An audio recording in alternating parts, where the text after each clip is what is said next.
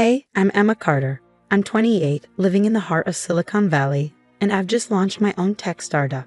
Life's pretty good right now, but let me tell you, it wasn't always this smooth. I had to scale a lot of mountains to get here.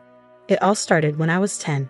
My mom remarried, and I suddenly had a new stepsister, Vanessa. She was 12, and well, we didn't exactly hit it off. "You think you're so smart, don't you?" She'd sneer whenever I aced a test. I'd shrug and say, "It's not about being smart. I just love learning." But Vanessa never understood that. She was always trying to one-up me, constantly jealous of any attention I got. Honestly, it was exhausting. Fast forward to college. I was thriving in computer science, absolutely loving it. Meanwhile, Vanessa, she dropped out after just one semester. "College is for losers," she told me once. "I'm going to be an entrepreneur." I just nodded and went back to my coding. Little did I know how her attitude would come back to haunt me. 3 years ago, everything flipped upside down. Vanessa accused me of stealing her boyfriend, someone I had zero interest in. "You've always been jealous of me," she screamed. "You can't stand to see me happy." I tried to reason with her. "Vanessa, I didn't steal anyone. I don't even know your ex," but she wasn't hearing it. Next thing I know, she's accusing me of assault. Yeah, you heard that right. Me, the girl who apologizes to furniture when I bump into it. The trial was a nightmare. Vanessa convinced our dad and others to testify against me.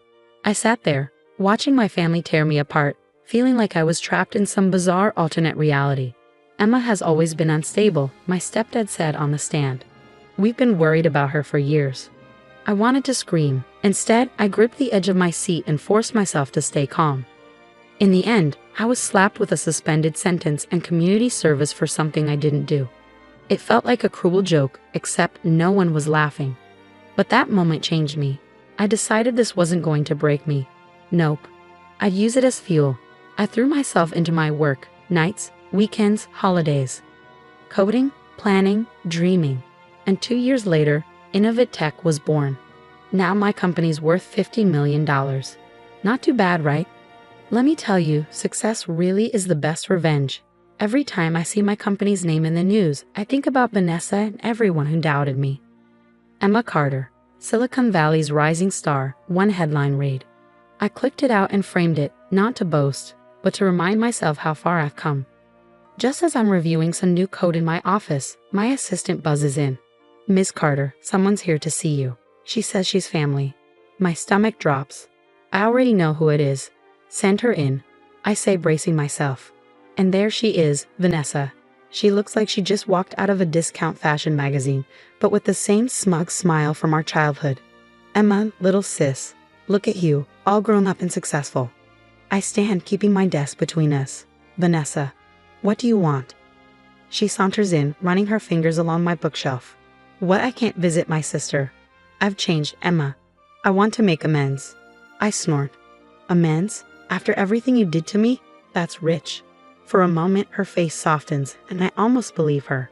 Almost. I know I was terrible, but I've learned a lot since then.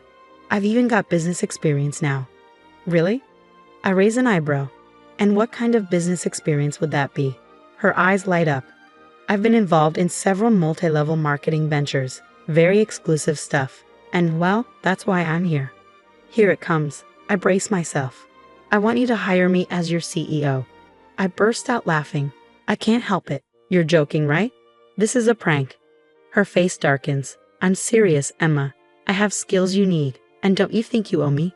I blink, stunned. "Owe you? Owe you for what?" "The false accusation. The trial? Turning our family against me?" She waves her hand dismissively. "Water under the bridge. But think about it. Having me here could really boost your image. Family reconciliation. Second chances. The press would eat it up." I shake my head in disbelief. "Vanessa, there's no way in hell I'm hiring you. For anything. Let alone as CEO. You need to leave. Now." Her eyes narrow. "You might want to reconsider, sis. I've got some information. Stuff that could really hurt your precious company if it got out." My blood runs cold. "Are you blackmailing me?" She shrugs, casually inspecting her nails. "Call it what you want. But think it over. I'll be in touch." She saunters out, leaving me shell-shocked. I sink into my chair, my mind racing. What could she possibly have on me? And how far would she go to get what she wants? My phone buzzes, a text from an unknown number. "Tick-tock, sis, time's running out." I stare at the message, a mix of anger and fear twisting in my gut. This isn't over, not by a long shot. Vanessa might think she has the upper hand, but she's forgotten one crucial thing. I'm not the same scared girl I was 3 years ago. I'm Emma Carter, CEO of Innovate Tech, and I don't go down without a fight. After Vanessa's little surprise visit, I knew I had to act fast. Something wasn't adding up, and I was determined to figure out her angle. I called an emergency meeting with my most trusted team members. The tension was thick as I paced the conference room. "We've got a situation," I announced. "What's up, Emma?" Tyler, my head of security, asked, his expression sharp. I took a deep breath. My stepsister showed up today. She's demanding to be made CEO, and she's hinting at blackmail. Gasps echoed around the room. Sarah, my CFO, leaned forward, eyes wide. "That's insane. What could she possibly have on you?"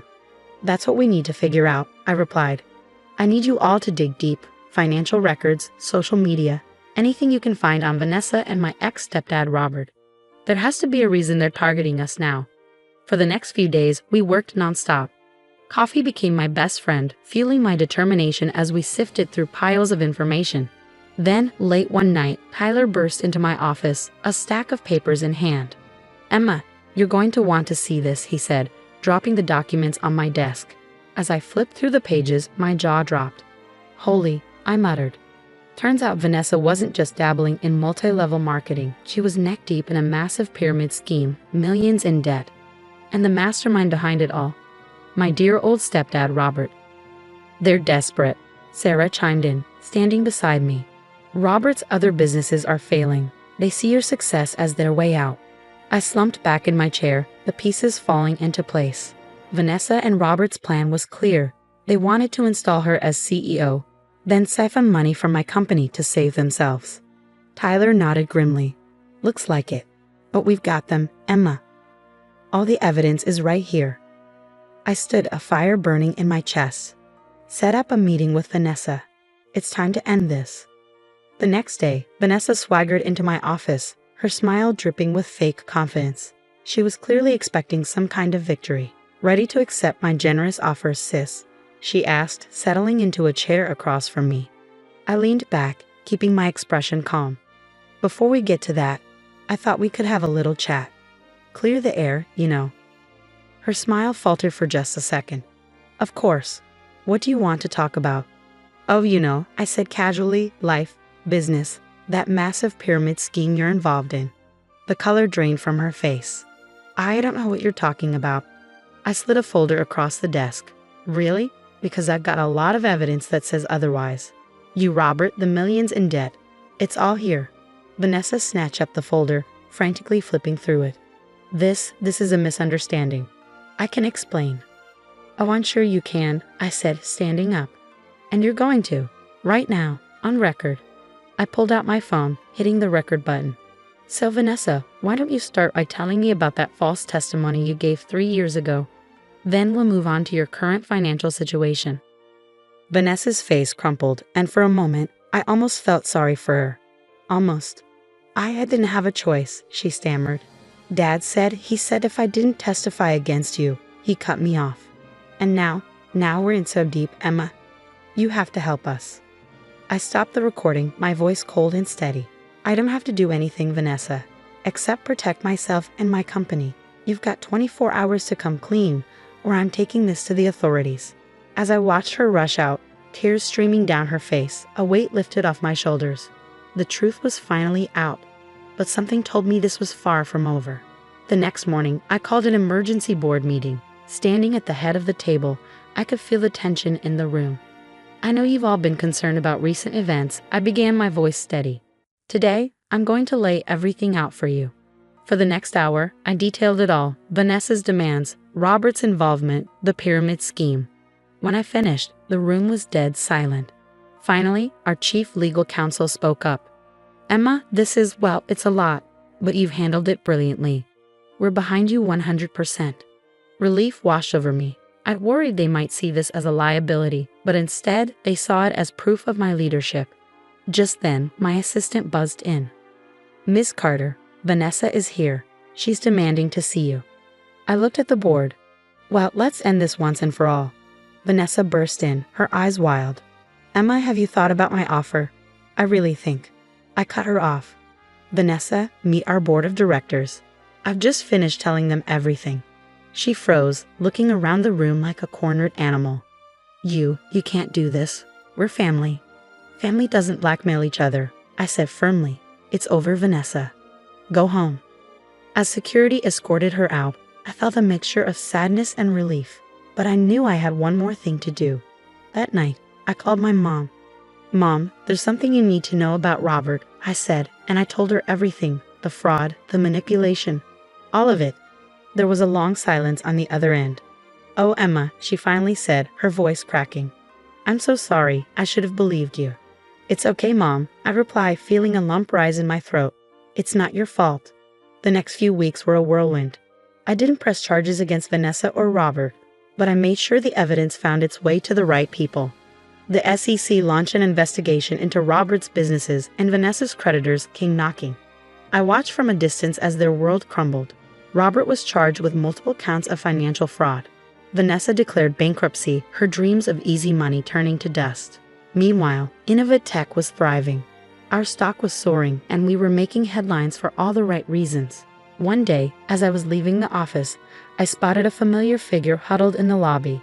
It was Vanessa, looking nothing like the confident woman who had strutted into my office weeks ago. "Emma, please," she begged as I approached. "I've lost everything. I need your help." I looked at her, really looked at her, for the first time in years. I saw the scared, jealous girl she'd always been, and I felt nothing. "I'm sorry, Vanessa," I said, and I meant it. "But you're not a part of my life anymore. I wish you the best, but I can't help you." As I walked away, I felt a chapter of my life closing. The weight of the past, the pain of betrayal, it all fell away. I was free.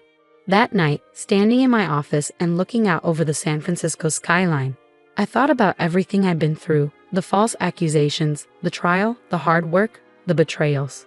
It had all led me here. A smile crept across my face. I was Emma Carter, CEO of Innovative Tech, survivor of toxicity and architect of my own destiny. And my story? It was just beginning. Now I have a question for you. If you were in my shoes, would you have helped Vanessa in the end, despite everything she did? Or do you believe that cutting toxic people out completely is the only way to truly move forward? Share your thoughts in the comments below.